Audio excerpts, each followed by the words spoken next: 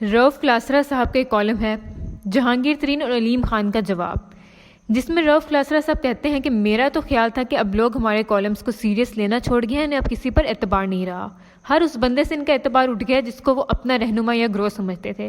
ان کے ساتھ اتنے دھوکے ہوئے ہیں کہ اب وہ کسی پر اعتماد نہیں کرتے، ہاں اب اگر وہ اعتماد کرتے ہیں تو اس لٹورے پر جو ان کا پسند کا ہو۔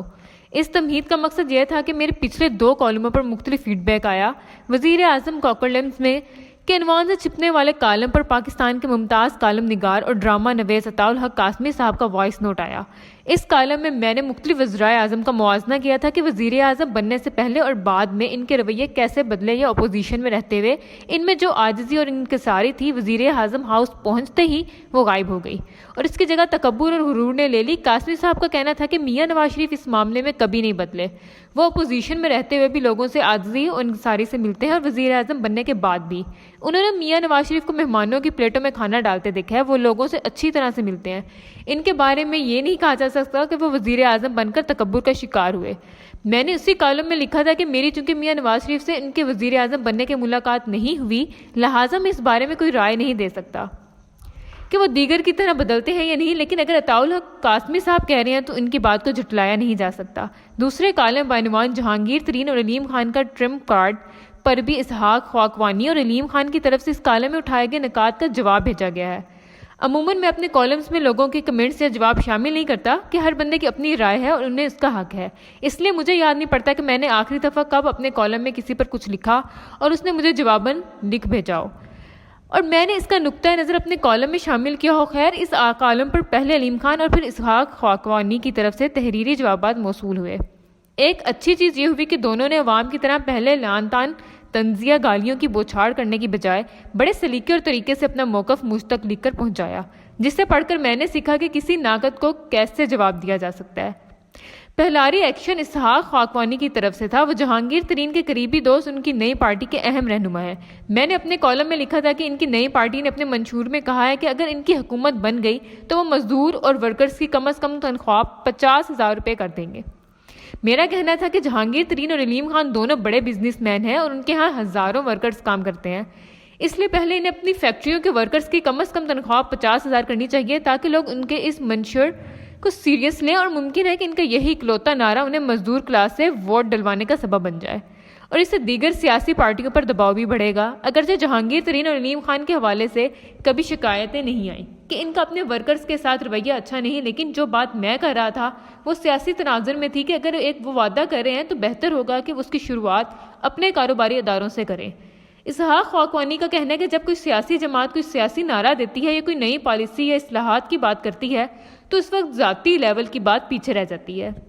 ان کا کہنا تھا کہ جب کسان گنے کی قیمت بڑھانے کا مطالبہ کرتے ہیں تو اس وقت جہانگیر ترین چاہیں بھی تو وہ اکیلے اپنی ملک کا ریٹ نہیں بڑھا سکتے، ان کا اپنا سارا کاروبار بند ہو جائے گا اگر وہ مارکیٹ سے ہٹ کر کسانوں کو زیادہ ریٹ دینا شروع کر دیں، تاہم وہ کسانوں کو ادائیگی وقت پر کرتے ہیں۔ اسحاق خاقوانی کا کہنا تھا کہ وہ ذاتی طور پر جانتے ہیں کہ جہانگیر ترین اپنے ملازمین کا کتنا خیال رکھتے ہیں۔ اسحاق خاقوانی کا کہنا ہے کہ ان کا اپنا گھریلو باورچی جس کا نام اللہ دیتا ہے 35 برسوں سے ان کے گھر پر کام کر رہا ہے۔ آپ کا کیا خیال ہے کہ وہ صرف تنخواہ کی وجہ سے رکا ہوا ہے یا اس نے یوں ہی اپنی پوری عمر گزار دی؟ ہمارے پاس کچھ غیر معمولی ہم بھی کرتے ہوں گے۔ علیم خان صاحب کی طرف سے جواب ان کی ٹیم کے رکن گوہر عزیز کی طرف سے بھجوایا گیا ہے۔ وہ لکھتے ہیں کہ صرف ایک بات آپ کے گوش گزار کرنی ہے جو آپ نے اپنے کالم کے آخری پیراگراف میں کی ہے۔ عبدالعلیم خان صاحب اپنے تمام کاروباری اداروں میں پہلے ہی چھوٹے ملازمین کو 50,000 روپے ماہانہ سے زیادہ تنخواہ دے رہے ہیں، جس کی تصدیق آپ اپنے ذرائع سے بھی کر سکتے ہیں۔ اس کے علاوہ ملازمین کو میڈیکل کی سہولت بھی حاصل ہے۔ امید ہے آپ کو اپنے سوال کا جواب مل گیا ہوگا اور آپ مناسب سمجھیں تو اس وضاحت کو اپنی تحریر میں کہیں جگہ بھی دے سکتے ہیں۔ آپ کا شکریہ۔ یقیناً بہت سارے ادارے اپنے ملازمین کا خیال رکھتے ہیں، جو کہ اچھی بات ہے۔ ادارے اپنے سٹاف کی محنت ہی سے بڑے بنتے ہیں۔ مجھے یہ سب پڑھ کر یاد آیا کہ ایک دن میں اپنے ایک بزرگ دوست کے دفتر میں بیٹھا ہوا تھا کہ ان کا ایک بیٹا وہیں آ گیا۔ اس دوست کے بیٹے بھی کاروبار کرتے تھے۔ وہ بتا رہا تھا کہ کیسے اس کا بزنس میں مسلسل نقصان ہو رہا ہے۔ میں سنتا رہا۔ کچھ دن بعد اس دوست کا ایک اور بیٹا مجھے کسی کیفے پر مل گیا۔ میں نے کہا، یار کیا وجہ ہے کہ تم تو اچھا بزنس کر رہے ہو، تم سے کبھی نہیں سنا کہ تمہیں نقصان ہو رہا ہے یا تم اپنے کاروبار سے ناخوش ہو؟ ہمیشہ کہتے ہو پروفٹ ہو رہا ہے، لیکن تمہارا بڑا بھائی کہتا ہے کہ اس کا بزنس نقصان میں جا رہا ہے۔ اس نوجوان نے ایک ایسی بات کی جس نے میرے سوچنے کا انداز ہی بدل دیا۔ وہ کہنے لگا، رؤف بھائی، میں نے کاروبار کا ایک اصول بنا رکھا ہے کہ جو لوگ میرے کاروبار میں مدد کرتے ہیں جن کی وجہ سے میں پروفٹ کماتا ہوں، میں ان کے ساتھ اس انکم کا مناسب حصہ شیئر کرتا ہوں. وہ حوصلہ پا کر مزید محنت کرتے ہیں اور ہم کاروبار میں مزید کماتے ہیں. اپنے بھائی کے بارے کہنے لگا تو میرا بڑا بھائی لیکن اس کا دل نہیں کرتا کہ اپنے کاروبار سے جو پیسہ کماتا ہے اس میں سے ان لوگوں کو بھی حصہ دے جن کی محنت کی وجہ سے اسے مالی فائدہ یا پروفٹ ہوا. ایسا کرنے سے آپ کا ورکر یا ساتھی یا وہ اہم لوگ جو آپ کے کاروبار میں مدد کرتے ہیں وہ پھر دل ہار جاتے ہیں اور پھر وہ بھی یہ سوچتے ہیں کہ انہیں کیا پڑی کہ وہ جان مار کر محنت کرے. جتنی تنخواہ مل رہی ہے اتنا ہی کام کریں، جبکہ انسانی فطرت ہے کہ وہ انعام کی لالچ میں زیادہ محنت کرتا ہے.